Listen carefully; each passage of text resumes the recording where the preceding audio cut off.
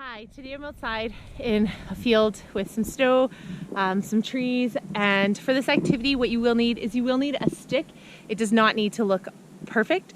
So when you're choosing a stick, one of the best things to do is try to choose dead wood. So maybe there's a shrub around like a Nanking cherry, a Saskatoon, or a cotton easter or something like that, that you could break off a already dead branch.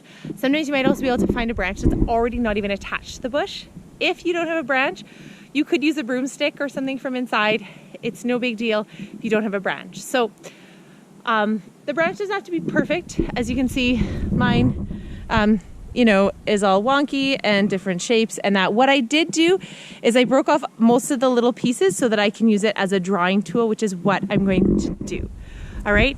So what this exercise is going to do, you're going to be practicing working with your dominant hand.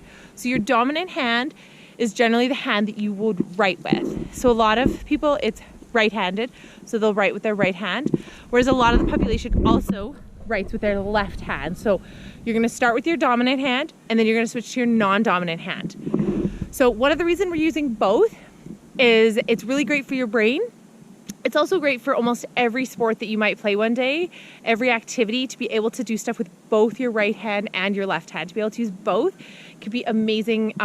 Just even getting stuff done and being able to have that precision on both sides. Again, it also helps with brain activity. So all we're gonna do, this is just a small little activity, is you also need some snow.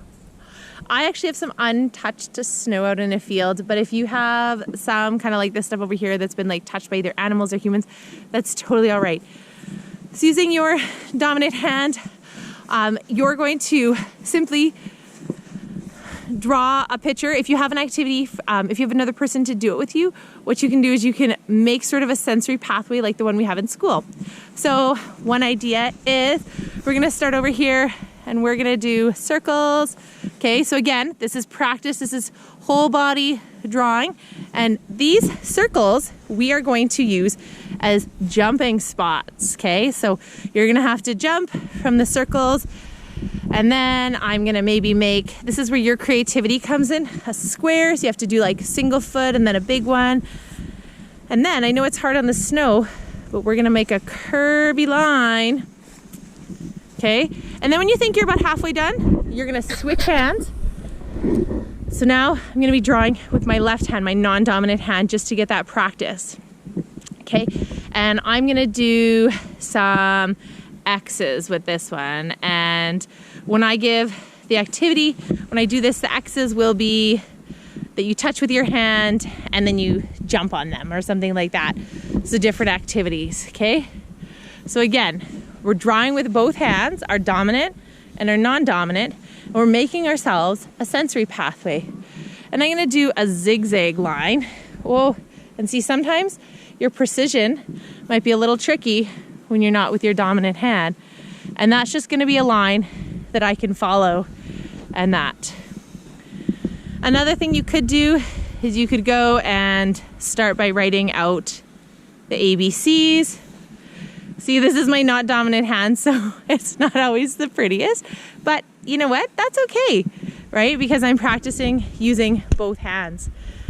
All right, so once you've done that, then it's your opportunity. You can basically go and work through that pathway.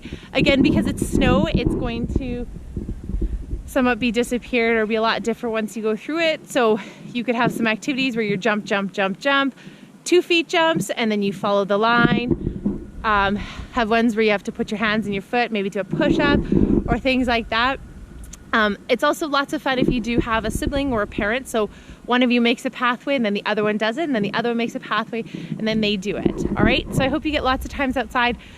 With this snow that we have, this is a great activity to do over and over again. Maybe, I'm sure you guys could come up with, this is a great activity to do over and over again. I'm sure all of you could come up with wonderful creative things that you could do in your own pathway. Maybe you make piles of snow that you have to jump over or things like that. All right, so I hope you have lots of fun making a sensory pathway and a challenge for someone in your family to do while you're outside. Until next time, take care and enjoy what you're doing. Bye.